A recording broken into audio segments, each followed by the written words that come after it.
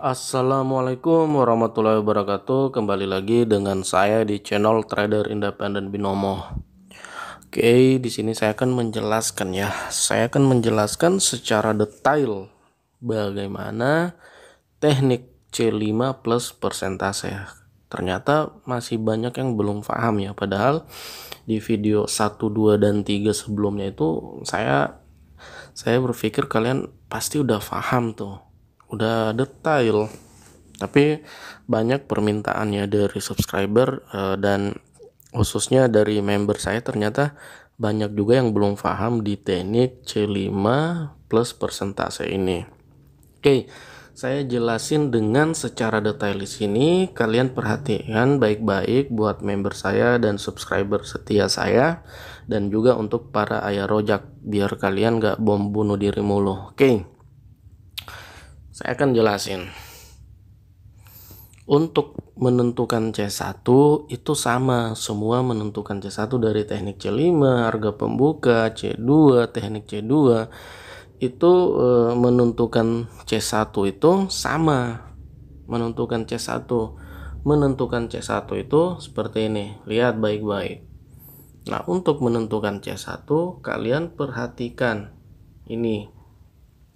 Kalian perhatikan itu untuk menentukan C1. Nah, jarak waktunya kita buat berjarak 5 menit dari 15.45 ke 15.50 dan begitu pun seterusnya. Dia jaraknya perbedaan menitnya tiap 5 menit ya. 15.50, 15.55 seperti itu ya, 15.40, 15.45 seperti itu. Itu menentukan C1. Jadi cara menentukan C1 itu dari teknik C2, harga pembuka, C5, dan C5 plus persentase itu sama. Jadi yang ditentukan itu C1-nya berarti ini. Nah, kalian lihat C1 berarti sejajar dengan menit atau jam ini. Berarti C1-nya ini. Nah, kalian lihat berarti C1-nya candlestick hijau ini. Begitupun seterusnya. Jadi ini juga candlestick 1. Nah, ini candlestick 1 nih. Kenapa dikatakan candlestick 1? Karena jaraknya di jamnya 15.40.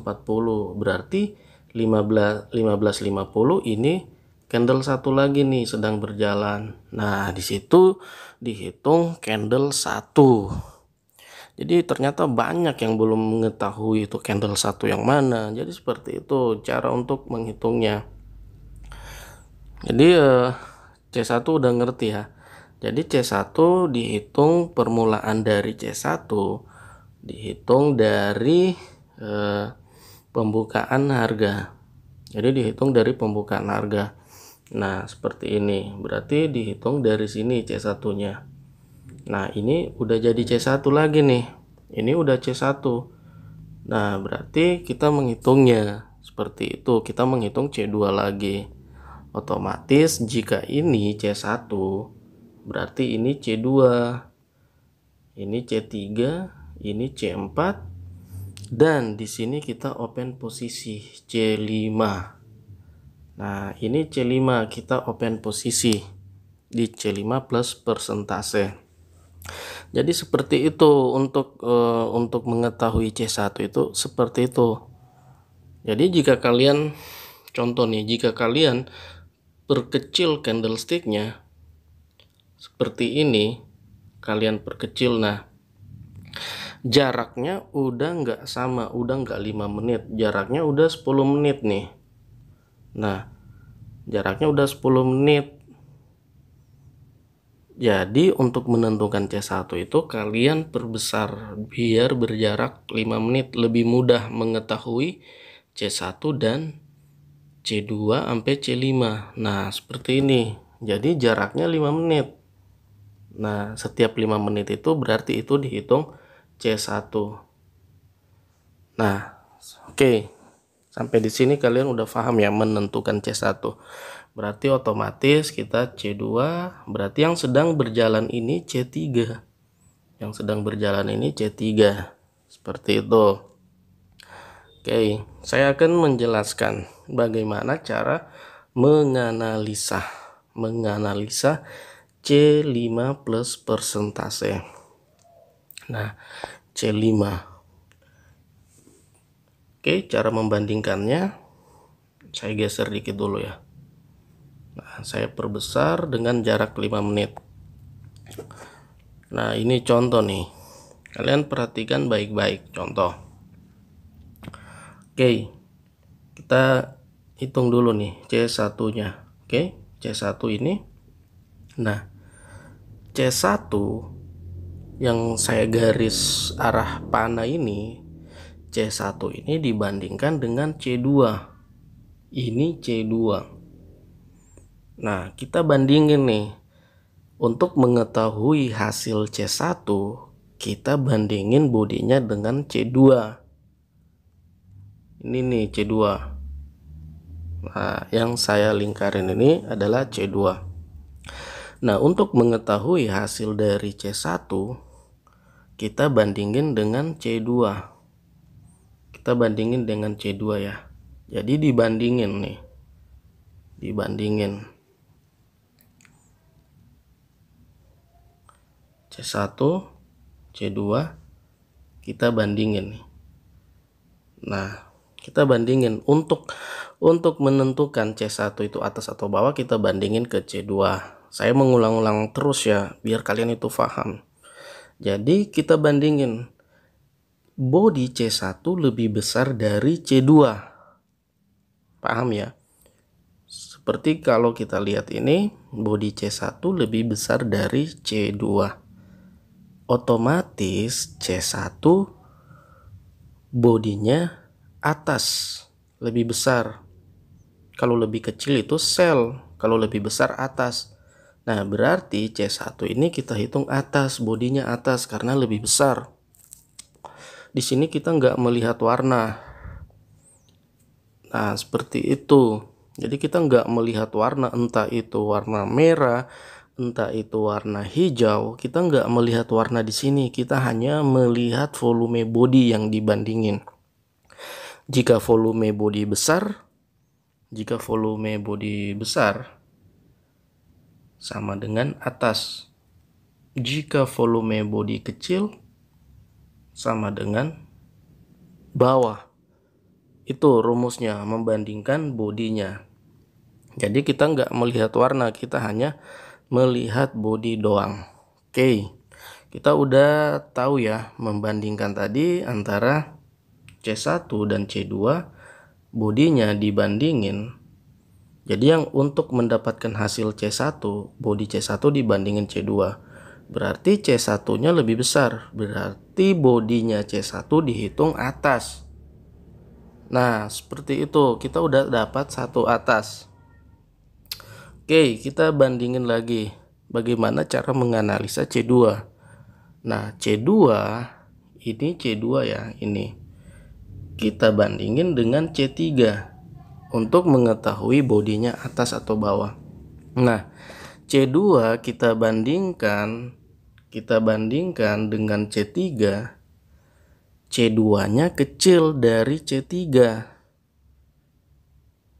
Berarti C2-nya itu dihitung bawah. Kenapa dikatakan bawah? Karena bodinya lebih kecil dari C3.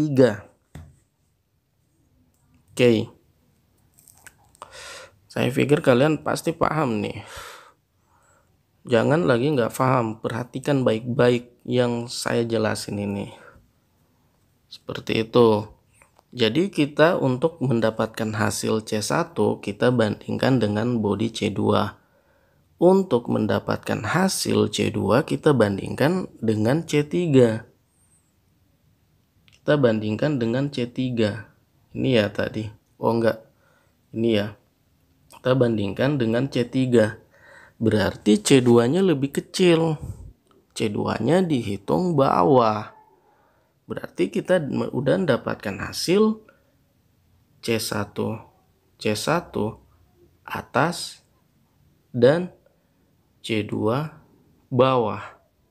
Nah, ini imbang. Kita dapat C1 atas, C2 bawah. Oke. Untuk melihat C3 nih. Oke, kita melihat C3.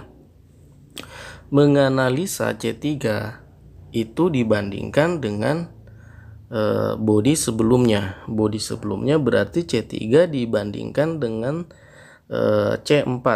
Body sesudahnya ya, C4. Nah, ini C4.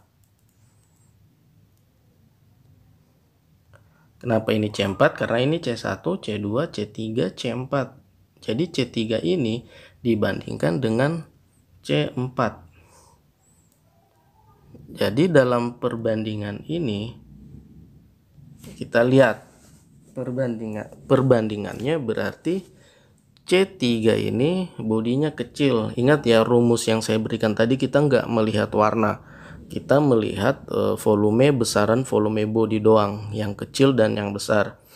Jadi di C3 ini bodinya lebih kecil dari C4. Berarti C3 dihitung bawah. Oke. C3 dihitung bawah. Nah, kita udah mendapatkan hasil dari analisa C1 sama dengan atas, C2 sama dengan bawah, C3 sama dengan bawah. Seperti itu. Berarti kita udah dapat 2 bawah. Oke. Jadi khusus C4 ini, kalian perhatikan ya, khusus C4 analisanya ada 2 informasi. Ini khusus C4 ya. Saya bakar rokok dulu nih biar lebih jelas. Oke. C4 ini kita menghitung atau C4 ini mempunyai 2 informasi. Informasi body dan informasi body dan informasi persentase. Informasi persentase hijau dan merah. Nah, seperti itu. Tadi kita udah mendapatkan 1 atas dan 2 bawah. Nah, untuk mengetahui C4 ini atas atau bawah, jadi C4 ini khusus C4 enggak dibandingkan dengan C5. Ini kan C5, ini C4. Nah, C4 dan C5 ini enggak dibandingin. Karena kenapa? Karena C5 ini kan sementara berjalan, atau di sini titik open posisi kita. Jadi bagaimana mengetahui C4 ini atas atau bawah? Bagaimana cara menganalisanya? Jadi kita analisa dengan C3. Jadi analisa C4 ini kita analisa dengan C3. Nah, body C4 lebih besar dari C3. Sedangkan untuk mengetahui C3 itu atas atau bawah dibandingkan dengan body C4, C3-nya bawah. Tapi C4 dibandingkan dengan C3, bodinya atas. Kenapa dikatakan atas? Karena volumenya bertambah. Karena kembali ke rumus, kita nggak melihat warna. Jadi walaupun ini merah besar di C4, ini tetap dikatakan atas karena bodinya dibandingkan dengan C3 itu bodinya lebih besar. Nah, seperti itu. Jadi hasil dari analisa C1 atas, waduh, nge-lag nih. Tunggu ya.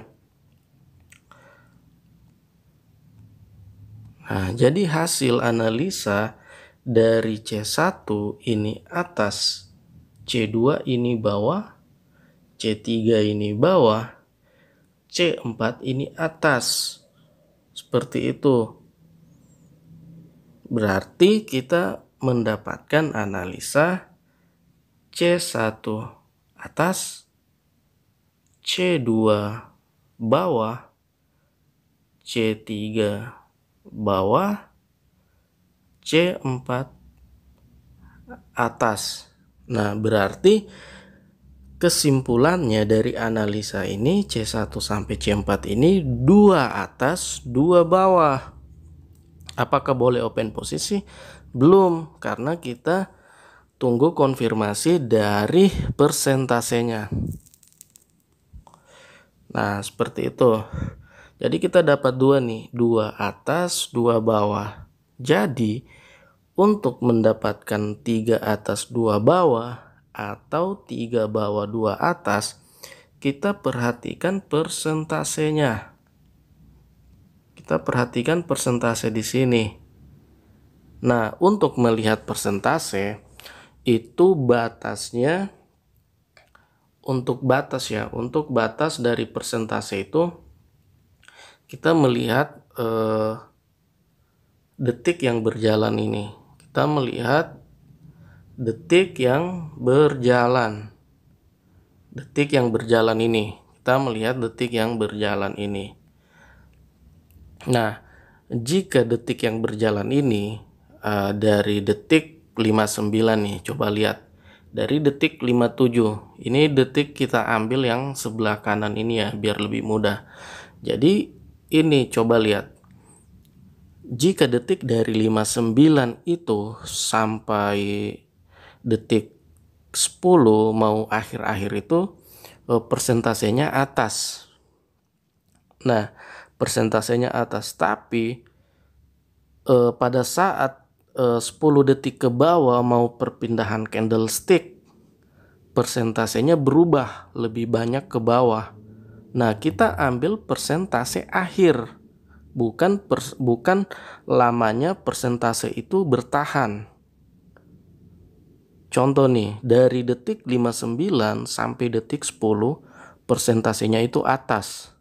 Tapi dari detik 10 sampai detik 00 untuk perpindahan candlestick, dia berubah persentase menjadi bawah yang lebih banyak. Berarti kita mengikuti persentase akhirnya, bukan persentase yang lama bertahan. Yang lama bertahan itu persentase atas tadi ya. Yang hijau yang dari detik 59 sampai detik 10, yang hijaunya persentasenya besar. Nah, bukan itu yang diikut, tapi yang persentase akhirnya. Tapi jika dia dari detik 59 sampai detik 0100 lagi persentasenya tetap bertahan besar di atas, berarti itu tetap kita ambil atas, kita hitung atas persentasenya. Tapi jika di akhir-akhir candlestick di akhir detik mau perpindahan berbalik arah, persentasenya lebih besar yang merah atau yang bawah, kita tetap hitung yang bawah. Berarti yang kita hitung secara keseluruhannya itu berarti kita hitung ambil persentase yang besar sebelum perpindahan candlestick. Seperti itu. Jadi jika persentasenya juga bawah, otomatis kita open posisi di sini bawah karena kita mendapatkan 3 bawah. Tapi jika tadi persentasenya itu atas, berarti kita open posisi di sini atas. Seperti itu cara menganalisa C5 dan persentase. Ini sangat akurat banget. Kenapa akurat? Karena dibantu dengan persentase. Jadi kalian itu harus benar-benar memperhatikan setiap video saya. Semuanya saya pikir semuanya jelas ya, cara saya mempresentasikan tekniknya. Jadi seperti itu cara untuk teknik C5. Untuk teknik C5 perhitungannya seperti itu, cara menganalisa bagaimana kita mengambil keputusan buy atau sell. Seperti itu. Jadi kalian harus ingat, oh C1-nya dimulai hitungan C1 dari sini. C1-nya sejajar sama jamnya. Berarti dihitung ini C1. Berarti ini C1-nya karena sejajar dengan jamnya yang di bawah. Itu berarti C1. Nah, C2 berarti selanjutnya. C2 berarti candlestick 2, C3 candlestick 3, C4 candlestick 4, C5 candlestick 5. Seperti itu. Jadi C itu singkatan dari candlestick. Oke, saya pikir kalian udah paham ya tentang ini. Jadi untuk melihat periode 5 menit itu, melihat periode 5 menit ini kita melihat jamnya. Jadi 16.00 berarti 16.05. Nah, setiap periode itu, setiap periode baru di jam 16.00, 16.05 berarti di situ dihitung, ditentukan C1-nya. Berarti ini C1, ini C1-nya. Seperti itu. Jadi apabila tiap periode ada signal, berarti kita boleh open posisi di tiap 5 menit. Seperti itu. Jadi C1-nya enggak C5-nya enggak ini ya, seperti ini. Ini kan saya kecil ini. Ini bedanya 10 menit. 10 menit. Jadi agak sulit. Lebih mudah apabila kita beri jarak tiap 5 menit. Nah, seperti ini. Jadi itu cara menentukan C1-nya. Ada yang nanya, kalau three candle harus pakai C1, C2? Iya, pakai, tapi nggak harus melihat menit di bawah. Tiap ada indikasi kalian bisa OP. Begitu three candle. Nah, beda dengan C5 plus persentase, harga pembuka C5, C5 sifat candle, dan C2. Seperti itu. Oke. Ini udah jelas banget menurut saya. Jika belum jelas lagi, silahkan lagi bertanya ya. Oke, sampai di sini saja. Assalamualaikum warahmatullahi wabarakatuh.